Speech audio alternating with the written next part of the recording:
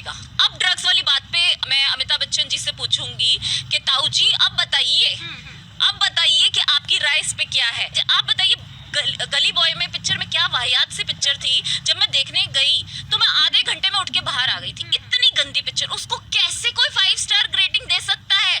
किसने दी? किस मूर्ख ने दी? जो दाऊद के चमचे हैं, जो दाऊद के साथ मिले हुए हैं, चाहे वो डायरेक्टर्स हो, चाहे वो प्रोड्यूसर्स हो, चाहे वो एक्टर्स हो, चाहे वो महानायक हो, जो भी दाऊद के साथ मिले हुए हैं, उनको पिक्चरें भी अच्छी मिलती हैं, उनको पैसा भी मिलता है, वो अमीर भी हैं।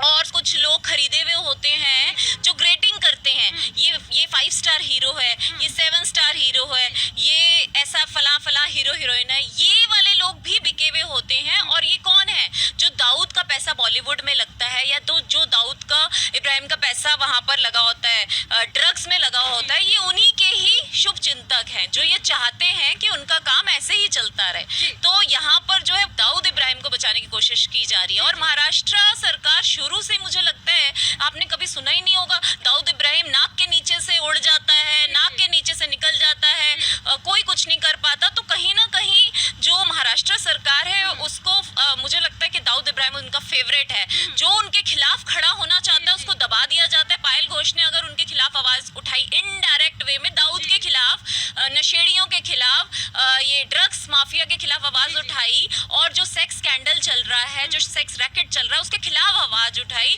तो उसकी आवाज को बंद करने के लिए उसके एरिया को कंटेनमेंट जोन कर दिया जाता है। अगर कंगना आवाज उठाती है तो उसे पागल घोषित कर दिया जाता है, बीएमसी उसके घर जाके तोड़फोड़ कर देती है।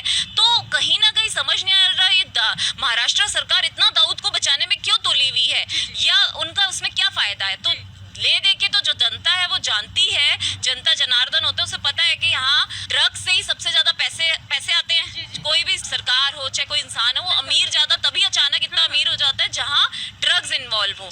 या और बॉलीवुड में ड्रग्स आम बात है। आपने अभी किसी का इंटरव्यू पीछे मैंने सुना था जिसमें कह रहे थे हैश ले रहे हैं तो कौन सा गुनाह है, मतलब कि अगर ड्रग ले रहे हैं तो कौन सा गुनाह है। ओ माय गॉड, आप क्या चाहते हो कि पूरा हिंदुस्तान नशे में चूर चूर हो जाए? कहते हैं ना, किसी भी देश को अगर खराब करना है तो सबसे पहले उसकी संस्कृति पर प्रहार करना चाहिए, फिर उसके यूथ पे प्रहार करना चाहिए। जो दाऊद यही कर रहा है, वो पहले हमारी संस्कृति पे, करण जौहर जैसे लोगों को कहता है भैया पिक्चर बनाओ जिसमें हिंदू परंपरा को जितना गंदा दिखा सकते हो ना वो दिखाओ। तो करण जौहर और XYZ ऐसे बहुत सारे डायरेक्टर्स हैं जो यही काम करते हैं, जो उसकी चमचागिरी करते हैं। फिर संस्कृति पे अब चोट हो गई, लोगों के दिमाग में हो गया हाँ लगता है कि ये बाबे या ये जो धर्म गुरु हैं ये ना खराब होते हैं। मतलब जो खराब है वो खराब नहीं है, जो नहीं खराब है उनको खराब दिखाया जाता है। दूसरा, धर्म और संस्कृति के विरोध हो गया। तीसरा, बॉलीवुड में ड्रग्स कि जो हमारे साथ हैं, जो ड्रग्स पिएंगे वो हमारे साथी हैं, उनको हम प्रमोट करेंगे,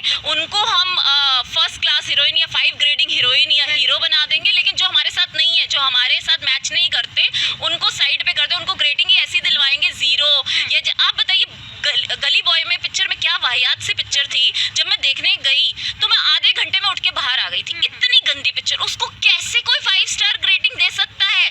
किसने दी? किस मूर्ख ने दी?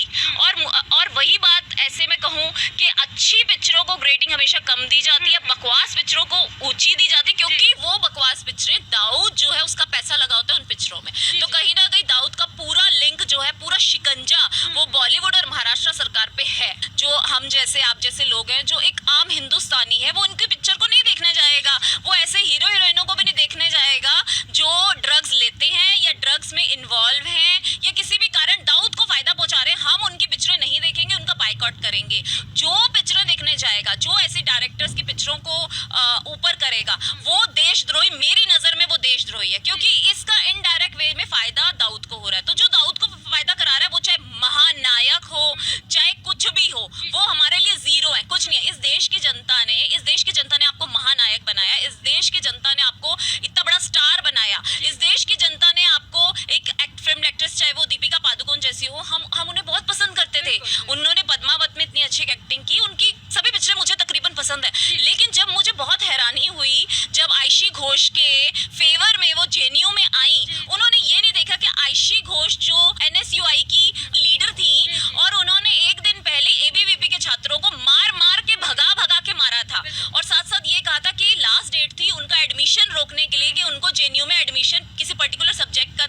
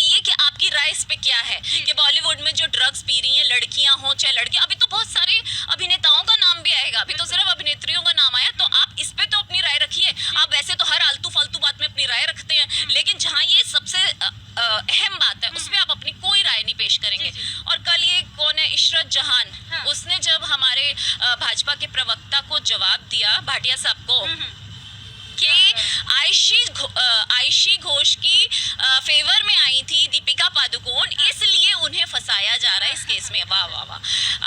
इशरत जी, पहले तो मैं ये पूछूंगी, आप पहले एक बार पढ़ के तो देखिए, चैट हुई है दीपिका पादुकोण के मोबाइल से करिश्मा मैनेजर है हाँ, पूरा नाम मुझे ध्यान नहीं है, करिश्मा करके जो है, उनके साथ चैट हुई है उनके मोबाइल से। हमने तो इल्जाम नहीं लगाया, हम तो जब वो आयशी घोष के फेवर में आई थी तब भी हमने जनता को उठ के ये तो नहीं कहा था कि बायकॉट दीपिका पादुकोण या दीपिका पादुकोण को देखना बंद करो।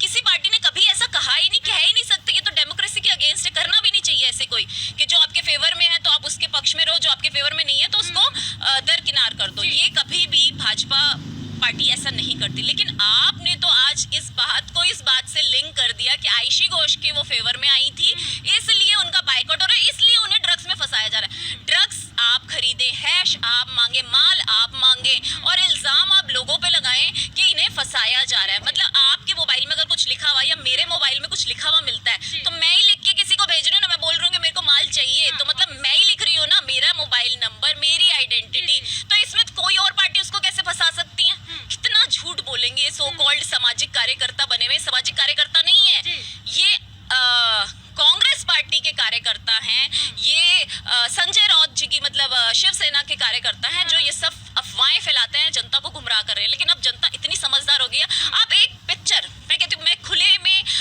वो कहते हैं चैलेंज कर रही हूँ करण जौहर को और भी एक दो डायरेक्टर्स और महानायक सबको कि एक पिक्चर बनाएं और उसके बाद उसे रिलीज करें। अगर उसको 0 लाइक्स ना मिली तो आप मेरा नाम बदल दीजिएगा। तो आप जो है ना, जनता को बेवकूफ बनाना बंद कर दीजिए, सही के साथ खड़े हो। हम ये नहीं कह रहे कि हमारे साथ खड़े हो या मोदी जी के साथ खड़े हो, आप सही के साथ खड़े हो। ये जो दोगली बातें हैं ना, ये करना प्लीज बंद कर दीजिए। और इनडायरेक्ट वे में यहाँ जो उद्धव सरकार पार्टी है वो भी वंशवाद पे है, इसीलिए तो वो फेवर करते हैं सोनिया गांधी का, क्योंकि पता है कि सोनिया गांधी चाहती है उनके बाद उनका बेटा है, और उद्धव ठाकरे क्या चाहते हैं? यही तो चाहते हैं, मेरे बाद मेरा बेटा, फिर मेरे बेटे के बाद मेरा बेटा, उसके बेटे के बाद उसका बेटा। तो सारा टाइम इनके बेटे ही आते हैं, बाकी तो पागल हैं जो इतनी मेहनत करते हैं, जो पार्टी के लिए उठ के दिन रात झंडा चलाते हैं। तो शिव सैनिकों पे हैरानी होती है जो दिन रात मेहनत करते हैं, जनता के बीच जाते हैं। क्या वो चाहते हैं? ऐसी पार्टी का समर्थन करना जिस पार्टी के साथ 10 बार सोचें कि आपकी मराठी मूवी या मराठी इंडस्ट्री को उद्धव ठाकरे ने क्यों नहीं उठाया। महाराष्ट्र सरकार बॉलीवुड के तो पीछे खड़ी हुई दिखती है, पर मराठी जो फिल्में हैं उनके पीछे खड़ी हुई क्यों नहीं दिखती? क्यों उन्होंने मराठी सभ्यता को ऊपर नहीं उठाया? इसका सीधा साधा कारण है कि वो दाऊद के साथ, दाऊद के पैसे पे, दाऊद के साथ मिले हुए हैं। उनको किसी भी तरीके से दाऊद को नुकसान नहीं पहुंचाना, चाहे वो अपने आप को नुकसान पहुंचाते हैं, लेकिन वो दाऊद को नुकसान नहीं पहुंचाएंगे। जी जी जी। देखिए, उद्धव सरकार की बात आप यहाँ पर कर रहे हैं। देखिए, उद्धव सरकार की जो मुश्किलें और बढ़ती हुई नजर आ रही है, क्योंकि हाल ही में अभी उनका एफिडेविट चेक किया जाएगा जिसमें उनकी जितनी भी संपत्ति रजिस्टर उन्होंने कराई हुई है, ये बताया जा रहा है कि गलत रजिस्टर की हुई है। तो इससे सुप्रिया सुले, आदित्य ठाकरे और उद्धव ठाकरे तीनों की मुश्किलें यहाँ बढ़ जाएंगी। तो इस पर आपका क्या कहना है? उनकी मुश्किलें तो बड़ी हुई हैं, लेकिन उनका एक ही हथियार है कि केंद्र सरकार सीबीआई का या जितनी भी केंद्र की एजेंसीज हैं उसका दुरुपयोग करती है। उनका बस एक ही हथियार है और कोई बात नहीं है। भाई आप इतने सच्चे वो हो, अगर मेरे ऊपर कल को ईडी कोई बात करती है तो मेरे तो सारे खुले हुए हैं ना, आप देखिए, जांच कीजिए, ये रहा खुला, तो इसमें डरना क्या, क्यों घबराना? तो जो जिसकी चोर की दाढ़ी में तिनका वाली बात है, अगर आपने कुछ ऐसे कर्म किए हैं जिसको आपको डर लग रहा है, तभी तो आप ईडी के सामने नहीं आना चाह रहे, तभी तो आपको डर लग रहा है, तभी तो आप ये अफवाह फैला रहे हैं। आप इस बात का मुझे जवाब दीजिए कि आज तक दाऊद के घर को क्यों नहीं तोड़ा गया? और आप औरतों के साथ कहाँ हैं? कभी आपके संजय राउत जी हरामखोर शब्द लेते हैं, कभी आप अनुराग कश्यप का फेवर करते हैं, कभी आपके ही साथी जो उदित राज जी हैं वो सीधा साधा महिलाओं को बोलते हैं कि क्या उन्होंने बयान अभी दिया था कि तलाकशुदा महिलाएं खून, हाँ, तलाकशुदा महिलाएं जो होती हैं वो खून की प्यासी होती हैं। तो मैं उदित राज जी आपसे पूछूंगी कि ये जो अरबाज खान और ऋतिक रोशन है, उनकी बीवियों ने जो तलाकशुदा है, कितना कुछ उनका खून पी लिया है और वो कितनी बोतलें खून की चढ़ा के पिक्चरें करते हैं? पहले तो ये बताएं, आपके हिसाब से हर महिला बुरी ही होती है? तलाक ले लिया तो मतलब कि अब वो चुड़ैल बन गई? आपकी नजर में तो चुड़ैल ही है। और अगर कोई लड़की आवाज उठाती है, हम ये नहीं कह रहे पायल घोष ने आज अगर आवाज उठाई है तो दूध का दूध पानी का पानी हो जाए, कितनी सच्चाई है कितनी नहीं, हम ये कह ही नहीं रहे, ये तो जांच का विषय है, वो अपने आप जांच एजेंसी वो करेंगे। आप क्यों तिल मिला रहे हैं? आप क्यों ये कह रहे हैं कि सीधा पायल घोष को जेल कर दो, सीधा कंगना रनौत को जेल कर दो? मतलब आपके हिसाब से जो लड़की आवाज उठाए उसको जेल कर दो। अरे गलत, अगर आप कह रहे हो पायल घोष गलत है, इंक्वायरी तो होने दो,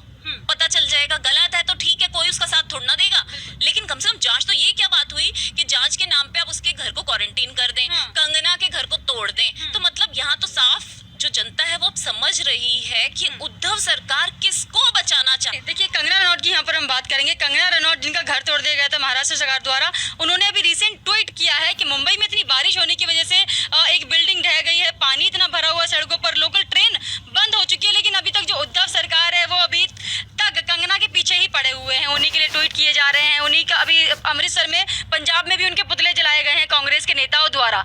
तो क्या कहेंगे, कंगना से ध्यान क्यों नहीं हट रहा है और मुंबई पे ध्यान कब जाएगा उनका? ये तो आपको उन्हीं से सवाल करना चाहिए, क्योंकि उनका ध्यान ले दे कि कंगना पर इसलिए है क्योंकि उनका फेवरेट बॉलीवुड निशाने पे है। पहले दिन से ही कंगना ने ये बात कही थी कि बॉलीवुड में नशे का जो धंधा है वो खुले में हो रहा है और दाऊद का पैसा वहां लगा हुआ है। लेकिन ये लोग उसको जस्टिफाई करते रहे कि वो पागल औरत है, कुछ भी बोल देती है, ये है वो है।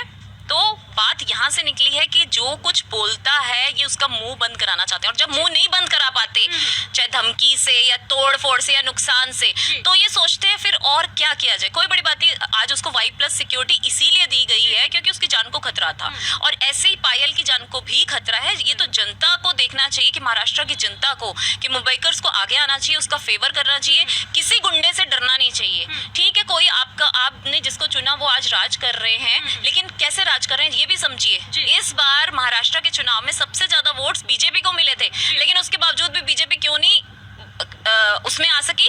क्यों? क्योंकि उतने वोट नहीं थे जो थोड़े वोट्स की जरूरत थी। इन लोगों ने 3 पार्टियों को सोची, जिनको 3 को मिलके कुछ तीन तिगाड़ी काम बिगाड़ी। तो ये तभी ये महाराष्ट्र का काम बिगाड़ रहे हैं, महाराष्ट्र की छवि बिगाड़ रहे हैं। और बहुत अच्छा है जो योगी आदित्यनाथ